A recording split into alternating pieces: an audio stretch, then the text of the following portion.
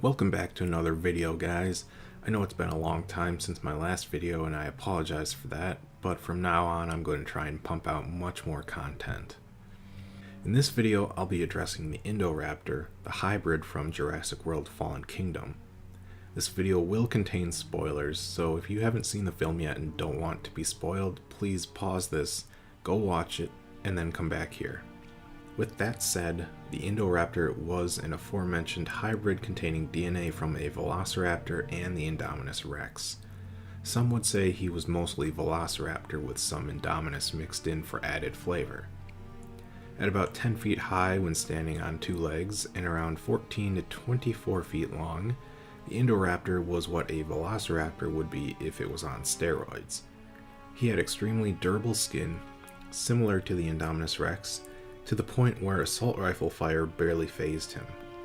He was resilient to tranquilizers, as we're told in the Fallen Kingdom novelization that it took 3 darts to put him down. Unfortunately, Ken Wheatley was unaware of this and it cost him his life. Being mostly Velociraptor, the Indoraptor had all of the theropod's advantages. From the Fallen Kingdom survival guide, the Indoraptor had the intelligence of a Velociraptor, enhanced tracking ability, heightened sense of smell, and night vision. The survival guide also states that the Indoraptor was trainable, had slashing claws, ripping teeth, and incredible speed. With all of these advantages in mind, did the Indoraptor have any weaknesses? The first weakness to come to mind would be the built-in function to follow orders. If someone were to point that red laser at a wood shredder or a garbage compactor and press the button, the Indoraptor wouldn't be able to stop himself from following through. That is a major disadvantage, but it relies entirely on a human being involved. In a dinosaur fight, this wouldn't factor in. Now, depending on the opponent, another disadvantage would be the Indoraptor's size, which comes into play in this video. The Indoraptor is noticeably bigger than a normal Velociraptor and is somewhat comparable in size to something like the Baryonyx. However, at a maximum of 24 feet long and 10 feet tall, the Indoraptor is outsized by most of the theropods we've seen, especially in the weight department, being a very slender 2,200 pounds. In a fight between dinosaurs, size is an important factor. Other than that, I can't think of a blatant disadvantage the Indoraptor has on a base level, like the small arms of a T-Rex or the sail of a Spinosaurus. As with any dinosaur in the franchise, fans love putting the Indoraptor into fantasy fights. Due to the hybrid nature and the popularity of the Indoraptor, some fans have surmised that he could take down other carnivores. I've even seen claims that the Indoraptor could take down animals such as the T-Rex. I mean, if one regular Velociraptor could cause Rexy trouble in the first film, and 2 Velociraptors were an annoyance to the Indominus Rex, then what is essentially a super Velociraptor would logically be able to bring down a big theropod, right? To be frank, I find this very unlikely. To begin with, Rexy only had trouble with the big one because of her small arms and the positioning of the Velociraptor on her back. Not to mention, the big one jumped onto Rexy's back while Rexy was distracted with eating the other Velociraptor. Once Rexy managed to get the big one in her jaws, it was game over right then and there. She came out of that battle with some scars, but nothing serious, and she doesn't have exceptionally tough skin like the hybrids. The Indominus Rex had an issue with the fact that there were 2 small animals attacking her at the same time in a position where it was difficult to fight back. However, she did end up defeating both while sustaining very little if any lasting damage due to her thick skin and bone armor.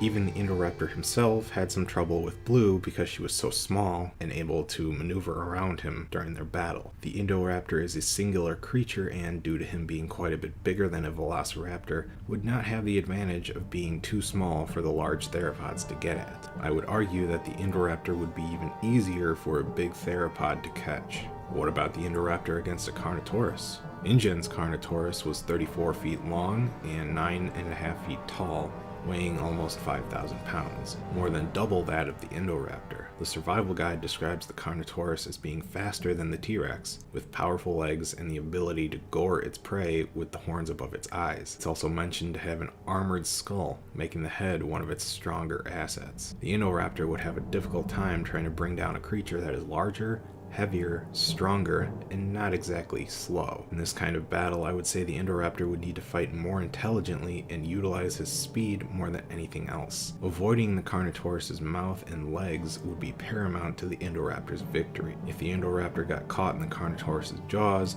or by a thunderous kick or stomp, it's hard to say if he would come away from the battle with the win. The Allosaurus would be a similar case, standing 10 to 12.5 feet tall, 34 to 40 feet long, and weighing about 5,000 pounds.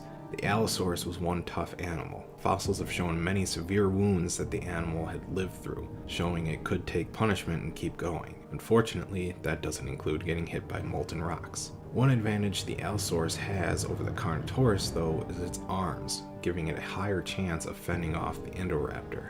Even the slightly smaller Baryonyx would likely stand a decent chance against the Indoraptor. 8.5 feet tall, 30.5 feet long, and weighing between 3,500 and 4,000 pounds, the Baryonyx has weight on its side as well as a tail that can be used as a whip and long sickle-like claws.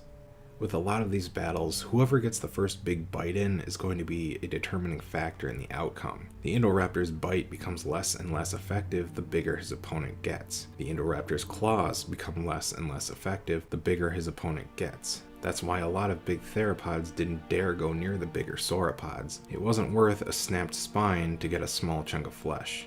Could the Indoraptor beat a Baryonyx, a Carnotaurus, or an Allosaurus? It's certainly possible, but considering he had some trouble with blue, it's not looking favorable to me. I can't picture him taking down a T-Rex or a Spinosaurus, and certainly not the Indominus Rex. Those theropods are simply too powerful. It would take an extremely lucky break for the Indoraptor to win, like an illness or a previous injury. Another thing to consider is the environment. The Indoraptor is more of a medium-sized theropod, so he would probably do best in a smaller enclosure where there are lots of objects to hide behind, like trees. In an open field, the Indoraptor loses all element of surprise, especially considering it can't camouflage like its predecessor, the Indominus. But what do you guys think?